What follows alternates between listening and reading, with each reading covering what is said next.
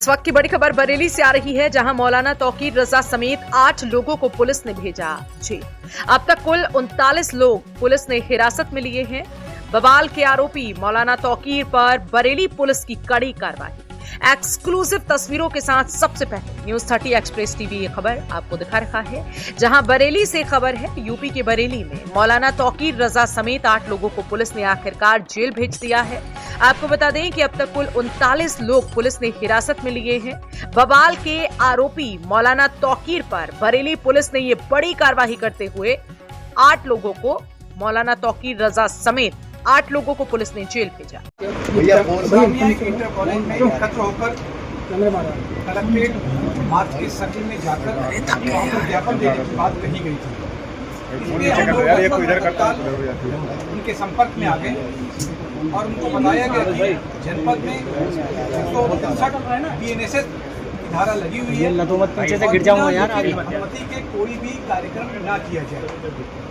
तो जब उनको ये बताया गया, इसके पश्चात उनके जो प्रमुख 2 रिप्रेजेंटेटिव हैं, एक मिस्टर नदीम और एक मिस्टर नफीस, हम लोग लगातार इनके टच में हैं। इसके साथ साथ 3 दिन पहले नदीम हमारे कैंप ऑफिस में आए थे और बैठ के हमने पूरी उनसे बातचीत किया था। उनको हमने सारी चीज़ों को बताया था और ये भी बताया था कि धारा 144 जो पूर्व थी, वर्तमान में 163 BNSS वो लगी हुई है। आप अनुमति लेने के बाद ही और इसमें भीड़ को एकत्र करना इसमें ठीक नहीं, सब उनको बताया गया और वो संतुष्ट होकर गए। उसके ठीक 1 दिन बाद जो है मेरे ही कैंप ऑफिस में शाम के समय जो है मौलाना मिस्टर नदीम के साथ हमारे कैंप ऑफिस में आए और वहाँ पर मैं और कप्तान साहब की मौजूदगी में काफ़ी देर बातचीत हुई। हम लोगों ने उनको सारी वस्तुस्थिति से अवगत कराया। ये फिर से बताया गया कि धारा 163 BNSS लगी हुई है, बिना अनुमति के कोई कार्यक्रम ना किया जाए और अगर इस प्रकार की जो आप आ रहे हो उनकी शख्सियत के बारे में बताया। भीड़ इकट्ठी जब हो जाएगी तो आउट ऑफ कंट्रोल हो सकता है और आप जो मार्च कर रहे हो रास्ते में किसी भी प्रकार की जो है दिक्कत आ सकती है। सारी बातों को उनको बताया गया। उसके पश्चात उसी 1 दिन बाद उन्होंने कहा कि मैं घर जाके सुन के आपको पॉजिटिव जवाब दूंगा। अगले दिन तक सुबह कहा गया कि पॉजिटिव जवाब आपको मिलेगा, लेकिन रात में फिर उसके बाद मिस्टर नफीस और नदीम के सिग्नेचर से एक हम लोगों को कागज़ मिलता है जिस पे लिखा होता है कि अब हम लोग इस प्रकार का कोई कार्यक्रम नहीं करेंगे, अर्थात इस्लामिया इंटर कॉलेज में हम एकत्र नहीं होंगे और ना ही हम लोग कोई मार्च करेंगे। ये स्पष्ट लिखा हुआ था उनके लोगों की तरफ से। उसको हम लोग देख के मतलब मान के चल रहे थे कि अब इस प्रकार का कुछ नहीं होगा। लेकिन कुछ ही देर बाद इसका भी एक खंडन आ गया। फिर खंडन आने के बाद फिर जब उनके लोगों से पूछा गया फिर उसके उन्होंने कहा नहीं साहब बिल्कुल जो हमने पहले लेटर दिया वो ठीक है। इसके अगली सुबह को करीब 10:30 बजे के करीब जो है मौलाना की तरफ एक वीडियो जारी किया जाता है कि नहीं जो भी समाचार पत्रों में निकला है और जो भी आपने सोशल मीडिया या अन्य जगहों से आपको लोगों को पता चला है और जो एक लेटर जारी किया गया वो सभी फेक है और हम पूर्व प्रोग्राम की तरह ही कार्यक्रम करेंगे। इसके पश्चात हम लोग लगातार मौलाना के टच में रहे। करीब 12 बजे से लेकर शाम 6 बजे तक मैं और हम लोग लगातार मतलब बातचीत करते रहे, अलग अलग माध्यमों से बातचीत करने के पश्चात जो है कि ये हम लोगों ने फिर कहा था कि अगर किसी प्रकार से आप इस चीज़ को मना कर दीजिए क्योंकि धारा आपने अनुमति कोई नहीं लिया है, उस पर कोई रिस्पॉन्स नहीं मिला और अचानक ही जब जुमे की नमाज जब हो गई और उसके बाद 80 से 90% लोग जो है वो अपने अपने घरों को चले गए थे, क्योंकि उसके पहले हम लोगों ने एक फ्लैग मार्च भी किया था और उस फ्लैग मार्च के माध्यम से और social media, print media, electronic media के माध्यम से भी मैसेज दिया था कि धारा लगे होने की 163 BNSS के बारे में हम लोगों ने गाइड भी दिया था, सबको बता दिया गया था। सभी लोगों से अपील भी निकाली गई थी कि सभी लोग जो है जनपद में शांति व्यवस्था बनाए रखने में जिला प्रशासन, पुलिस प्रशासन का पूरा सहयोग करें। इसमें सभी लोगों ने सहयोग किया, लेकिन कल जुमे की नमाज के बाद जहां 90% 80 से 90% लोग अपने अपने घरों को वापस चले गए, उसी में कुछ लोग ऐसे थे जो लोग की नमाज के बाद कुछ अन्य लोग वहाँ पर आ गए और उन्होंने एकत्र होकर जो इस्लामिया इंटर कॉलेज वहाँ पर जाने का प्रयास किया और उसके पश्चात जो है प्रयास करने में उन्होंने जो हमारी पुलिस फोर्स थी, हमारे मजिस्ट्रेट थे, उनके साथ धक्का मुक्की करने की कोशिश किया है। और जब एक कह सकते हैं कि आउट ऑफ सिचुएशन, या कह लीजिए कि उन्होंने माहौल ख़राब करने की कोशिश किया, कानून और शांति व्यवस्था की स्थिति बिगाड़ने का प्रयास किया, तब पुलिस ने बल प्रयोग करके उनको वापस उनके घरों में भेजा। और उसके पश्चात से जो लगातार जो एक ऐसे लोगों को चिन्हित करने की उसकी आवश्यक कार्रवाई जारी है। अब आपको डिटेल में इसमें कितने लोगों के खिलाफ वो वरिष्ठ पुलिस अधीक्षक महोदय बताएंगे। कल की घटना के संबंध में जैसा कि आप अवगत हैं कि जुमे की नमाज के बाद कुछ जगहों पे अलग अलग थाना क्षेत्रों में पुलिस और प्रशासन की जो ड्यूटियां लगी हुई थी, वहां पे कुछ लोगों के द्वारा हिंसक प्रदर्शन किया गया, जिसके संबंध में कल हम लोगों ने बताया था कि हम कठोर विधिक कार्रवाई सुनिश्चित करेंगे। उसमें हम लोगों के द्वारा अब तक कुल 10 FIR दर्ज की गई हैं, जिसमें थाना कोतवाली में 5 FIR दर्ज की गई है, थाना बारादरी में 2 FIR दर्ज की गई है, थाना किला प्रेमनगर और कैंट में 1-1 FIR दर्ज की गई है। इन दर्ज FIRों में आज हम लोगों के द्वारा कुल 8 अपराधियों को जो इस घटना में शामिल थे, 8 अभियुक्तों को गिरफ्तार करके जेल भेजा गया है। उनके नाम मैं आपको पढ़ के बता देता हूँ। मौलाना तौकीर रजा, सरफराज पुत्र सलीम, मनीफुद्दीन पुत्र जरीफुद्दीन, अजीम अहमद पुत्र नसीम अहमद, मोहम्मद शरीफ पुत्र मोहम्मद अहमद, मोहम्मद आमिर पुत्र मोहम्मद जाहिद, रिहान पुत्र राजू और मोहम्मद सरफराज पुत्र समीम। इन 8 लोगों को आज हम लोगों के द्वारा गिरफ्तार किया गया है और जो रिमांड मजिस्ट्रेट है उनके समक्ष पेश करते हुए न्यायिक हिरासत में इनको लिया गया है। कोर्ट के आदेश के उपरांत इनको संबंधित जेल में भेजा गया है। टोटल जो 10 FIR दर्ज हुई है उसमें जो प्रमुख FIR है थाना कोतवाली की, इसके बारे में मैं आपको बता देता हूँ। FIR नंबर 489/25, जिसमें भारतीय न्याय संहिता की धारा 109(1), 109(2), 118(2), 121(2), 189(5), 191(2), 195(1), 196(1), 196(2), धारा 223, 310(2), 324(5), 324(6), 61(2), धारा 62, आपराधिक कानून संशोधन अधिनियम धारा 7, सार्वजनिक संपत्ति नुकसान निवारण अधिनियम धारा 3 और सार्वजनिक संपत्ति नुकसान निवारण अधिनियम धारा 4। इन समस्त गंभीर धाराओं में जो हमारी प्रमुख FIR है, जो खलील तिराहे पे घटना हुई थी, जिसमें जो पुलिस बल वहां पे लगा हुआ था, मजिस्ट्रेट्स जो वहां पे लगे हुए थे, इनके द्वारा बहुत संयमित तरीके से वहां जो भीड़ आई अचानक से उसको रोकने का प्रयास किया गया, समझाने बुझाने का प्रयास किया गया। उसके बावजूद इस भीड़ के द्वारा बैरिकेडिंग को तोड़ के पुलिस बल के साथ दुर्व्यवहार करते हुए इस्लामिया कॉलेज पहुंचने के लिए प्रयास किया गया और उसके अंतर्गत पुलिस के ऊपर हमलावर हुए, पुलिस के ऊपर पथराव किया गया। वहां से हम लोगों के द्वारा जो सामग्री रिकवर हुई है उसके बारे में मैं आपको बता देता हूँ। ईंट पत्थर के टुकड़े भारी मात्रा में रिकवर किए गए हैं, चप्पल जूते भारी मात्रा में, पुलिस के टूटे हुए बैरिकेड रिकवर किए गए हैं। वहां से कुछ ब्लेड्स, खोखा कारतूस 12 बोर और 315 बोर के जो संभवतः फायरिंग में यूज होंगे वो रिकवर किए गए हैं। जिंदा कारतूस रिकवर किए गए हैं। एक तमंचा 12 बोर का जो संभवतः वहां किसी उपद्रवी के पास से गिर गया था भगदड़ में, एक ये रिकवर किया गया है। अवैध चाकू, लाठी, डंडे और कुछ कांच की टूटी हुई बोतलों के टुकड़े जिनसे पेट्रोल की बदबू आ रही है, जो संभवतः पेट्रोल भर के लाया गया था। ये सारी चीजें वहां से जो घटनास्थल था खलील तिराहे का, वहां से बरामद की गई है। 2 वाहन क्षतिग्रस्त हुए हैं, गाड़ी संख्या UP 32 EG 3137 और एक मोटरसाइकिल, ये 2 वाहन क्षतिग्रस्त हुए हैं। अभी 8 लोगों को हम लोगों ने गिरफ्तार किया है। टोटल हम लोगों ने 39 लोगों को अब तक हिरासत में लिया है। 8 लोगों को गिरफ्तार करके न्यायिक हिरासत में भेज दिया गया है, जेल भेज दिया गया है।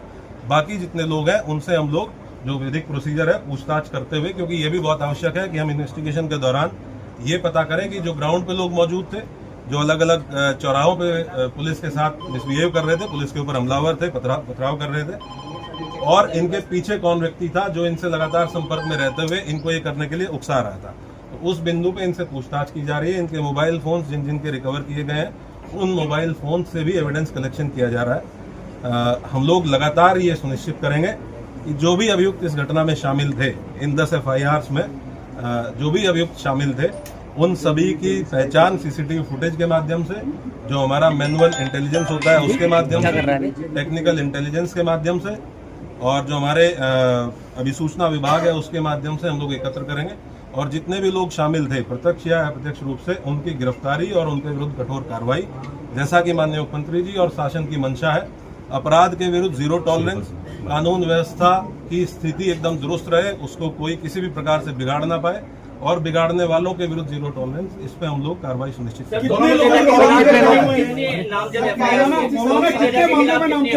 मौलाना कितने मामलों में रजा के खिलाफ कितनी एफआईआर? टोटल अभी तक 7 FIRs हैं, जिनमें मौलाना तौकीर रजा का नाम प्रकाश में आया है। और हम लोग ये इन्वेस्टिगेशन में भी इसको पार्ट बनाएंगे कि जो लोग, जिन लोगों ने पहले दिन लेटर लिख के दिया था और यह आश्वासन दिया था कि कोई भी भीड़ इस्लामिया की तरफ नहीं आएगी, लोग शांतिपूर्ण तरीके से नमाज पढ़ के और वापस जाएंगे, उसके बाद उन्हीं लोगों ने उसको रात में 2 घंटे बाद अपने ग्रुप पे ये कह के उसको खारिज किया कि ये फर्जी हस्ताक्षर है, जबकि वो हस्ताक्षर उन्हीं 3 लोगों के थे जिन लोगों ने उस पर हस्ताक्षर किए हुए थे।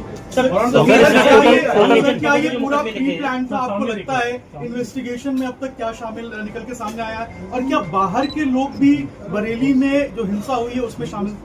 ये डेफिनेटली, क्योंकि ये लगभग 7 दिन से इस चीज की अपील की गई थी और 7 दिन से लगातार पुलिस और प्रशासन के लोग, डीएम साहब और मेरे द्वारा लगातार संवाद स्थापित किया गया।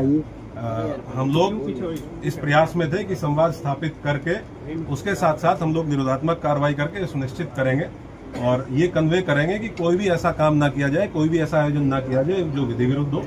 इसके लिए सभी धर्म गुरुओं से संवाद स्थापित किया गया, जनप्रतिनिधियों से संवाद स्थापित किया गया, लेकिन उसके बावजूद भी जिन लोगों के द्वारा ये किया गया उनके विरुद्ध हम लोग कठोर कार्रवाई बिल्कुल इंश्योर करेंगे। जो भी लोग इसमें, ये तो ऑब्वियस सी बात है कि आजकल जो लोग व्हाट्सएप से इसमें संपर्क में थे, हमारी इन्वेस्टिगेशन के दौरान ये भी तथ्य प्रकाश में आए हैं कि कुछ बाहर के आपराधिक तत्व, इस जनपद से बाहर के कुछ आपराधिक तत्व इस जुलूस में शामिल हुए, इस आयोजन में शामिल हुए थे, जिनके द्वारा इस तरह की समस्या पैदा की गई। उनके बारे में भी हम अभी अधिसूचना संकलन कर रहे हैं। ये भी ज्ञात हुआ है कि इसमें एक नदीम नाम का व्यक्ति ये लगातार फोन पे संपर्क में था और इससे व्हाट्सएप कॉल के माध्यम से लोगों की बात हो रही थी और इसके द्वारा भी वहाँ लोगों को उकसाया गया। हाँ, ये वही व्यक्ति है जिसके सिग्नेचर थे उस कागज पे जो पहले दिन अपील जारी की गई थी और ये अभी फरार है, पुलिस की टीम है। सर टोटल कितने लोगों के खिलाफ नाम दर्ज है, कितने अज्ञात हैं? कितने अज्ञात हैं, कितने नाम दर्ज हैं टोटल एफआईआर? क्योंकि हम लोगों ने टोटल 10 FIR दर्ज की है, तो उसमें अलग अलग जहाँ जहाँ घटना स्थल है, जहाँ जहाँ पे जो घटनाएं हुई हैं, उसमें अलग अलग लोग लगभग कितने होंगे?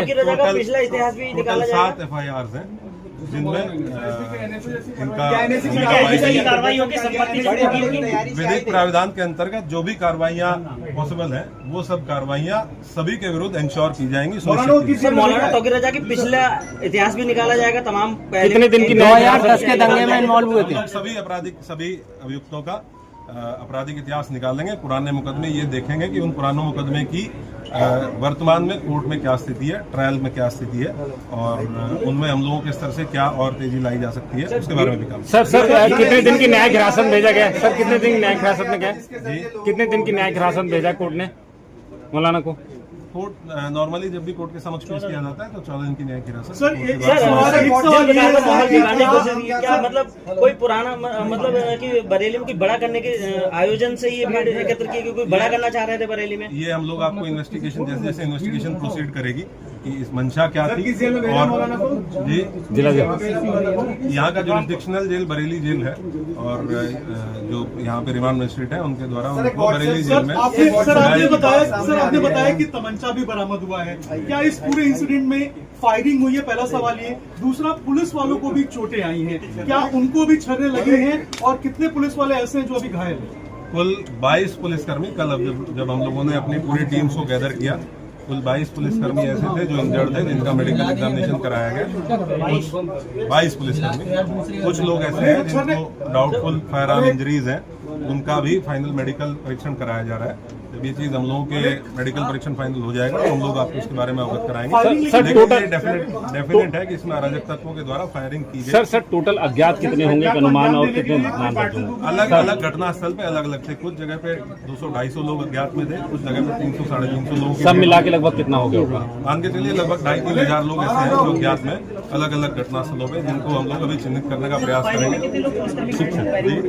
टोटल 22 पुलिसकर्मी घायल हैं, जिनका हम लोगों ने मेडिकल कराया। नहीं, पूरे घटना बनाया गया था, उसका नाम क्या है, क्या उसमें एक वीडियो रिलीज किया गया था। सर ये टूल किट का इस्तेमाल किया गया है क्या बरेली में हिंसा फैलाने के लिए? जिस व्हाट्सएप ग्रुप की आप बात कर रहे हैं, क्या सोशल मीडिया के जरिए प्रोपेगेंडा फैलाया गया था? क्योंकि कानपुर की घटना का बरेली में बार बार जिक्र आ रहा था, जब हम भी बात कर रहे थे कानपुर की घटना का जिक्र आ रहा था।